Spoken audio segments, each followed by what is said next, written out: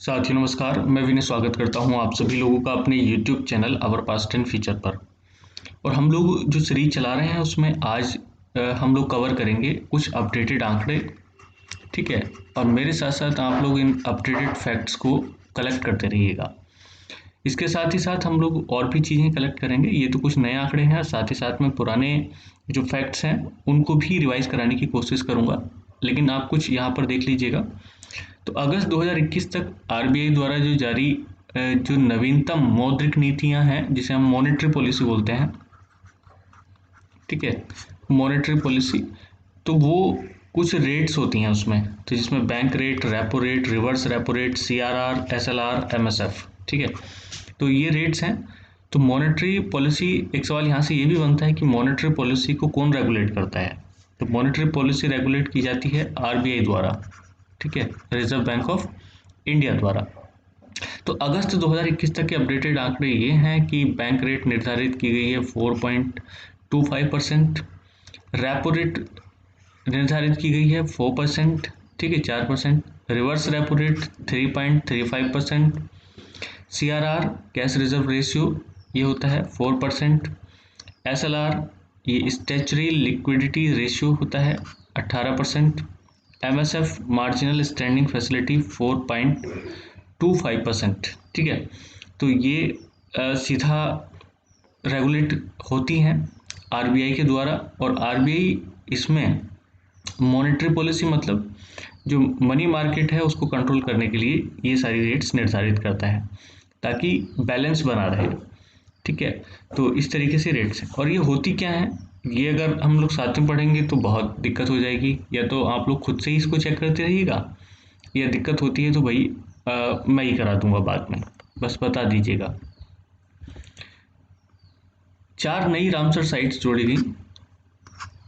Ramsar site मतलब जो wetlands होती हैं, नम भूमि, वेटलैंड या नम भूमि,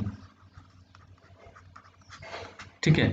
तो 4 नई वेटलैंड्स जोड़ी गई हैं और इसके साथ ही साथ मिलकर के इनकी संख्या हो गई है 46, ठीक है। पहले 42 थी और अभी 4 जिले नई जुड़ गई हैं। ये हमारा इकोलॉजी जो एनवायरनमेंट है उसके इफेक्ट्स हैं कुछ, तो जिसमें थोल झील गुजरात, बधावन गुजरात, सुल्तानपुर राष्ट्रीय उद्यान हरियाणा और भिंडावास वन्यजीव अभ्यारण्य हरियाणा, यानी कि 2 तो हरियाणा से जुड़े गए हैं, 2 गुजरात से, ठीक।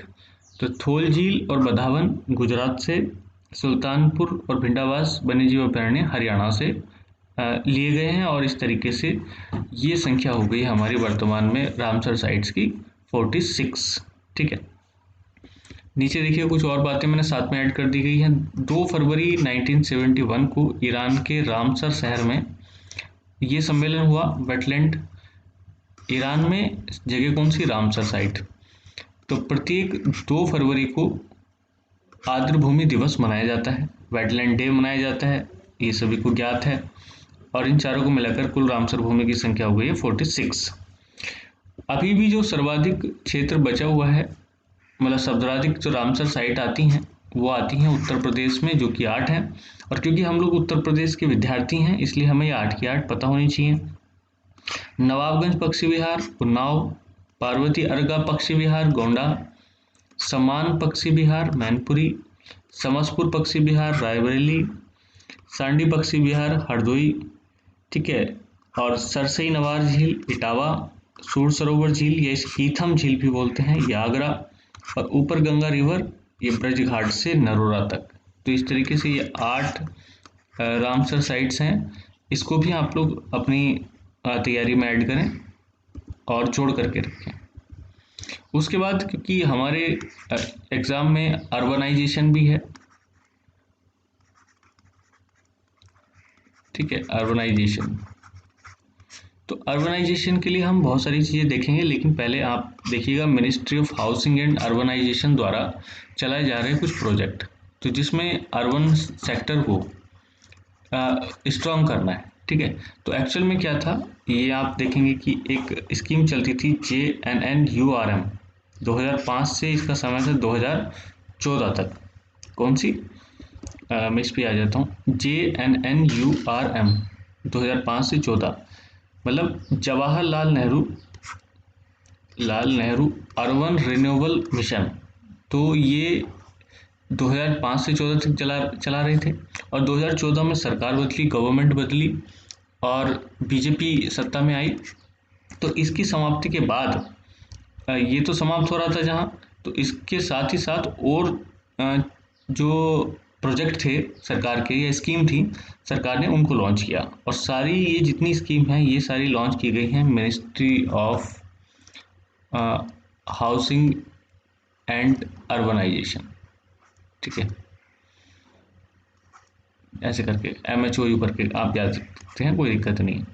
तो कौन कौन सी स्कीम थी? SCM स्मार्ट सिटी मिशन 2015, शहरों को स्मार्ट बनाने के लिए, जिसके अंदर 100 शहर लिए जाने थे।